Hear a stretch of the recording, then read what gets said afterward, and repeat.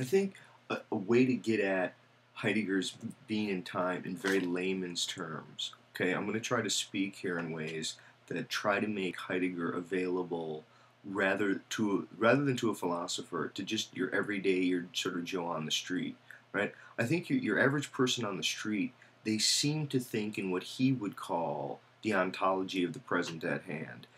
People seem to think that everything is just made up of a bunch of things, and then language acts as a kind of tool, a representational tool that we use to make true or false statements about the world. And that's kind of what's going on, that there are uh, objects out in the world, and then people are there sort of wending their way through the world by making representational statements about the world that have more or less veracity and more or less, that is, they're more or less true, and people from there sort of navigate their way through the world.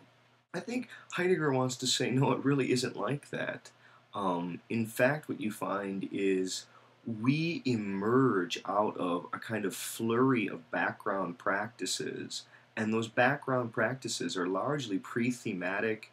You don't consciously separate yourself off from the larger experience and the very being of the things. When I look at this object, when I try to predicate it as a substance, and I say, well, it is a pen, and the pen is made up of, it has certain qualities.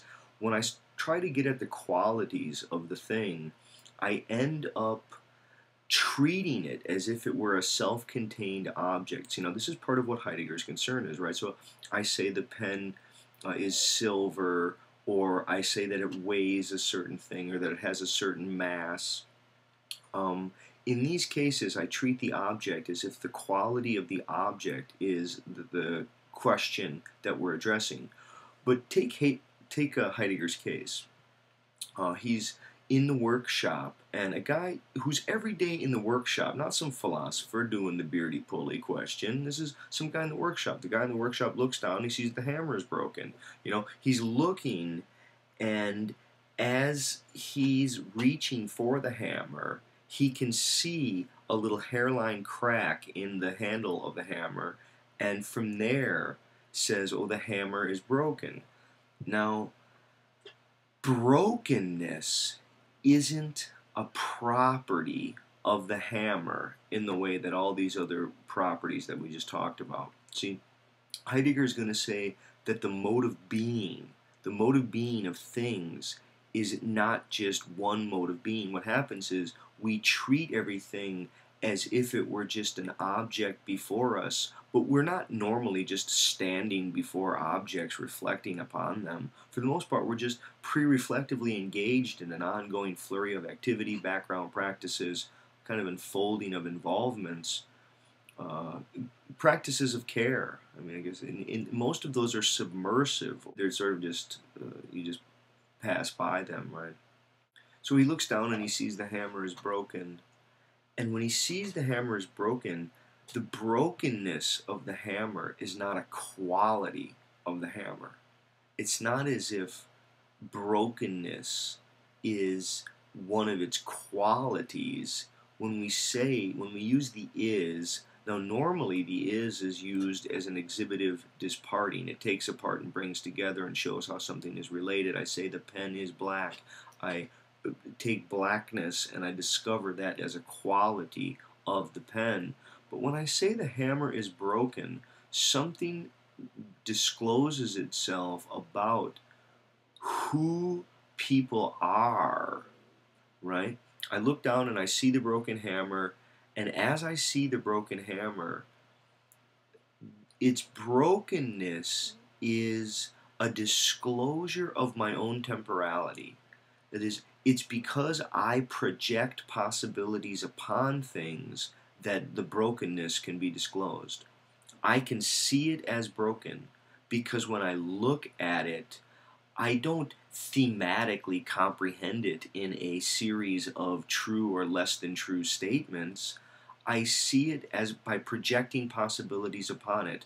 I see the capacity to take it up in an involvement and how that's going to be hindered by that hairline fracture in there. It's not an epistemological engagement. Epistemological engagement, what happens is epistemology comes to the rescue when breakdown occurs, but most of the modes of discourse and speech, um, they're more, and there's so many genres of speech utterance. I mean, they're more pre-reflective. They're more, um, they're not all within the genre of true or not true. There's so many kinds of utterance when people speak with one another that don't have truth conditions as their possibilities. I mean, just take commands as a simple example. You don't, commands aren't true or false. If I say leave, or if I say come here, those aren't true or false. See, I think the problem with those who focus upon truth conditions and epistemology is they don't realize that they've popped into that philosophical question only in a moment of relief from background and pre-reflective practices. It's only when we've been released out of those that we come to even think of speech as a tool or as an object. Speech isn't a tool or an object. It's only in moments of thematic reflection that it seems to be that way. In fact, the whole notion of representationalism, that's part of what Heidegger is sort of getting at. If you think about his, readiness to hand and presence at hand, he's talking about hands and handedness. The world has properties. Look at this coffee cup here. It has certain properties, and the properties of the cup are themselves, they're not, I mean, there are epistemological properties that we could talk about and we could specify under truth conditions, but there are many properties that have to do with the way that hands interact with the mugs, and it has to do with handedness. The world itself is geared toward a being who has a frontward orientation, and the frontwardness of my body and the orientation of handedness, how many things were made by hands for hands. I mean, that's the expression I use in my Selfhood and Authenticity book. But yeah, it's, the by-handedness, for-handedness of the world. You look at Donald Norman's work at MIT, that kind of work, I think, is more aligned with Heidegger, the sort of operational systems that deal with bodies.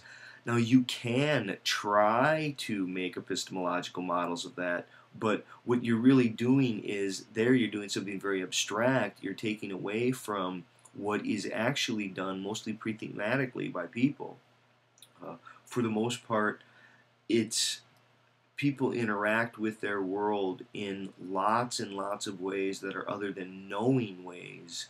And I guess the question is, can we reconcile the fact that when you try to know about those, you change the actual structure of what it was? That is, a speech act that suddenly gets examined as if it were an assertion takes on a different character than that same speech act had when it was just part of a background practice. I think that baffles most people. Most people don't want to believe that a thing can change its actual structure and its properties when we reflect upon it. But I do think that's part of the issue, right? The difference between readiness to hand and presence at hand is the exact same dynamic that happens to speech. Say a word over and over and then ask yourself why suddenly it sounds like a noise. Okay, thanks.